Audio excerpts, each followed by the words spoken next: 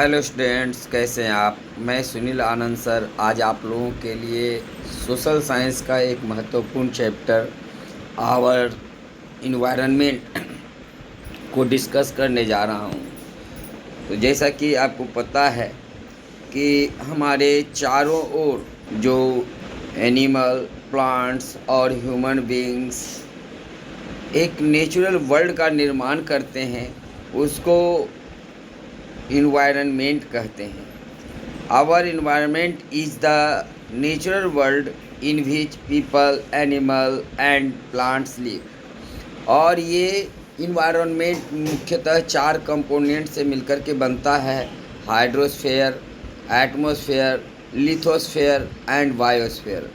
ये जो चारों स्फेयर हैं यानी मंडल हैं, जल मंडल, वायुमंडल, स्थल मंडल और जैव मंडल, हम आज के इस वीडियो में इन चारों मंडल के बारे में चर्चा करेंगे।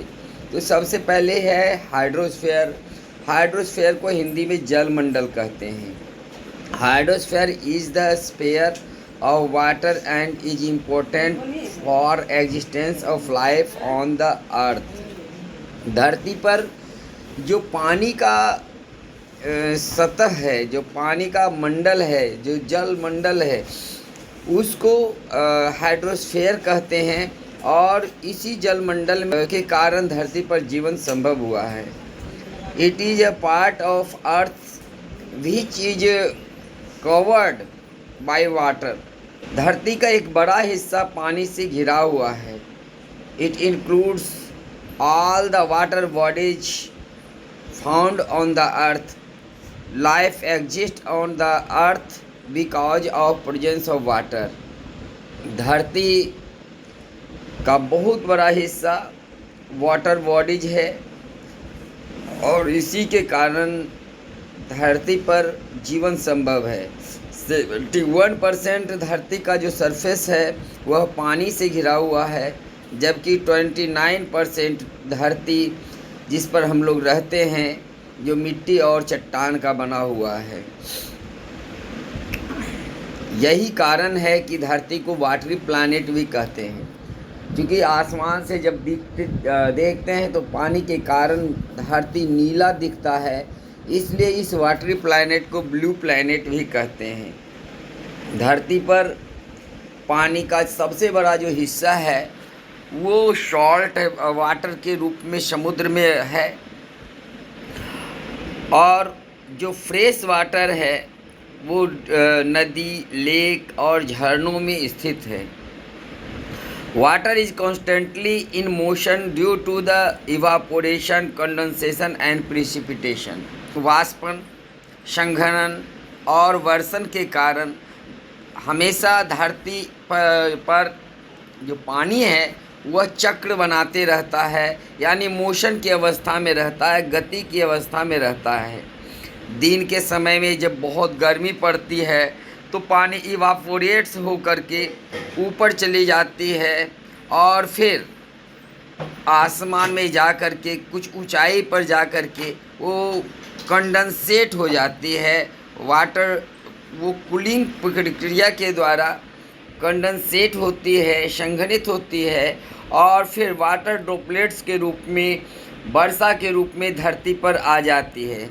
तो वह प्रक्रिया जिसके तहत ये तीनों ही काम, इवापोरेशन, कंडेंसेशन एंड प्रिसिपिटेशन का होता है, उसको हम वाटर साइकिल कहते हैं। यहाँ आपके बुक में वाटर साइकिल का एक चित्र दिया हुआ है कि इस नदी से किस तरह से वाटर वेपर बन कर के ऊपर जा रहा है और फिर वो क्लाउड का निर्माण करता है, और ये क्लाउड का जो फॉर्मेशन होता है इसी को कंडेंसेशन कहते हैं। इसके बाद वो वहाँ से बारिश के रूप में धरती पर फिर पानी आ जाता है, इसको प्रिसिपिटेशन कहते हैं। तो ये तीनों प्रक्रिया लगातार चलती रहती है। Water is needed for several purposes such as cooking, washing, bathing, cultivation of crops, manufacturing of things in industries etcetera. पानी का उपयोग हम कई रूपों में करते हैं। पीने के लिए करते हैं, खाना बनाने के लिए, कपड़े धोने के लिए, खेत में सिंचाई के लिए करते हैं। जो इंडस्ट्री है उसमें भी हम इसका उपयोग करते हैं। Waterways are one of the oldest and cheapest form of transport. जो जल परिवहन है वह दुनिया का सबसे प्राचीन और सबसे सस्ता परिवहन के साधन है। जो कोस्टल रीजन है उसमें इससे जो तरंगे आती है और ओशन करंट भी पाया जाता है, विद्युत उत्पादन भी उससे होता है। दूसरा जो मंडल है उसको हम एटमॉस्फेयर या वायुमंडल कहते हैं। तो एटमॉस्फेयर हमारे धरती के ऊपर वायु का एक ब्लैंकेट के रूप में फैला हुआ है, जो हमें सूर्य के पराबैंगनी किरणों से भी बचाती है। हम air is a part of atmosphere. हवा एटमॉस्फेयर का एक हिस्सा है। ये एटमॉस्फेयर कलरलेस होता है, यानी इसमें कोई रंग नहीं होता, इसमें कोई गंध नहीं होता, ये ऑर्डरलेस होता है और यह हमें सूर्य के पराबैंगनी किरणों से भी बचाती है। एटमॉस्फेयर में जो वायु है वो कई तरह के गैसों से मिलकर के बनता है, जिनमें से नाइट्रोजन सबसे ज़्यादा 78% है। ऑक्सीजन की मात्रा इस वायुमंडल में 21% है, जबकि दूसरे गैसों की मात्रा जैसे carbon dioxide, hydrogen, argon, ozone, helium और जो धूलकण वगैरह हैं वो सब मिलकर के 1% हैं। ऑक्सीजन जैसा कि आपको पता है कि धरती पर सभी जीवों के लिए सबसे महत्वपूर्ण है, क्योंकि हम लोग श्वास के रूप में ऑक्सीजन को ग्रहण करते हैं। कार्बन डाइऑक्साइड का प्रयोग जो पेड़ पौधे हैं वो अपना खाना बनाने के लिए करते हैं। वाटर वेपर एटमॉस्फेयर में जो टेम्परेचर होता है उसको कंट्रोल करता है। हवा में जो जलवाष्प होते हैं वह उसकी नमी को कम करते हैं और रेनफॉल लाने में भी वो मदद करते हैं, क्योंकि जो जलवाष्प होता है उससे क्लाउड बनता है।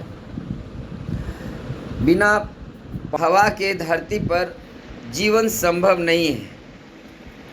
जो थर्ड स्फीयर हमारी इस धरती पर है उसको हम लिथोस्फीयर कहते हैं, स्थल मंडल कहते हैं।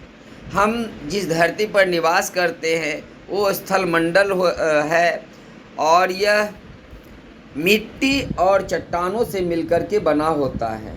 इसको क्रस्ट भी कहते हैं।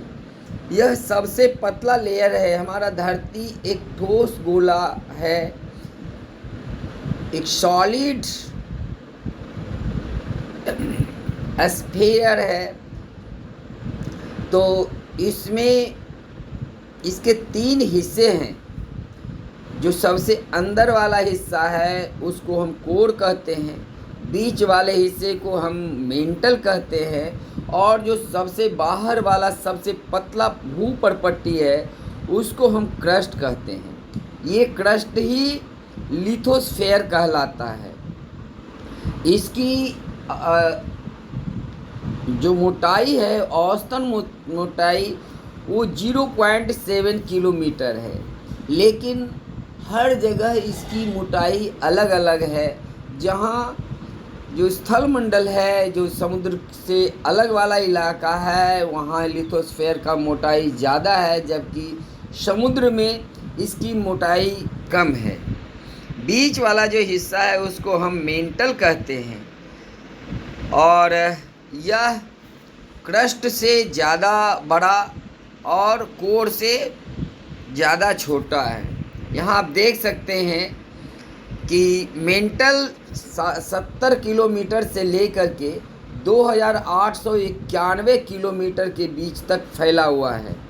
अगर कोर की बात करें तो कोर 2 भागों में बटा हुआ है, जो इनर कोर है और एक आउटर कोर है। तो इनर कोर की लंबाई 2391 किलोमीटर है, जबकि आउटर कोर की लंबाई 6000, इनर कोर हम बता चुके हैं 2391 किलोमीटर से 5110 किलोमीटर के बीच में है। जबकि आउटर कोर की जो मोटाई है, इनर कोर की मोटाई 2391 किलोमीटर से लेकर के 6731 किलोमीटर के बीच में है। तो अगर हम अपने धरती को बीच से इस तरह से काटें जैसा कि आपके बुक में दिया हुआ है, तो इस तरह से हम देख सकते हैं कि ये विभिन्न 4 तरह के हैं। वैसे मेनली 3 तरह के क्रस्ट मेंटल कोर होता है। कोर के 2 पार्ट अलग अलग इसमें बताए गए हैं। अभी हम लिथोस्फीयर के बारे में हम पढ़ रहे थे। ये लिथोस्फीयर जो है हमारे लिए सबसे महत्वपूर्ण है, क्योंकि इसी पर सभी जीव निवास करते हैं और इसी में जितने भी मिनरल्स वगैरह हमारे लिए जो नेचुरल रिसोर्स हैं, जंगल है, पहाड़ है, नदी, झरना, वह सब इसी लिथोस्फीयर में पाए जाते हैं। आज का जो अंतिम स्फीयर है, जिसको हम बायोस्फीयर कहते हैं, हिंदी में इसको जैव मंडल कहा जाता है, उसके बारे में देखेंगे। Biosphere includes those parts of the atmosphere, lithosphere and hydrosphere where life exist. धरती का वह हिस्सा जहाँ एटमॉस्फेयर, लिथोस्फीयर और हाइड्रोस्फीयर तीनों ही होते हैं और जिस पर कि जीवन रहता है, लाइफ एग्जिस्ट करता है, उसको बायोस्फीयर कहते हैं, जैव मंडल कहते हैं। चूँकि इसमें जीव रहते हैं इसलिए इसको जैव मंडल कहते हैं। ऐसा इसलिए है, this is so because living organism can not exist without air, land and water. जो भी जीव है या ऑर्गेनिज्म है वो हवा, पानी और मिट्टी यानी ज़मीन के बगैर जिंदा नहीं रह सकते, इसीलिए इसको जैव मंडल कहा जाता है। Each living organism has its specific environment in which it exist and it is called a habitat. Her organism एक खास वातावरण में निवास करते हैं जिसको हैबिटेट कहा जाता है। सभी सजीव, पेड़ पौधे, जानवर और अन्य क्रिएचर एक साथ एक यूनिट के रूप में फंक्शन करते हैं। तो ऐसे इन्वायरमेंट को इकोसिस्टम कहते हैं, पारिस्थितिकी तंत्र कहते हैं।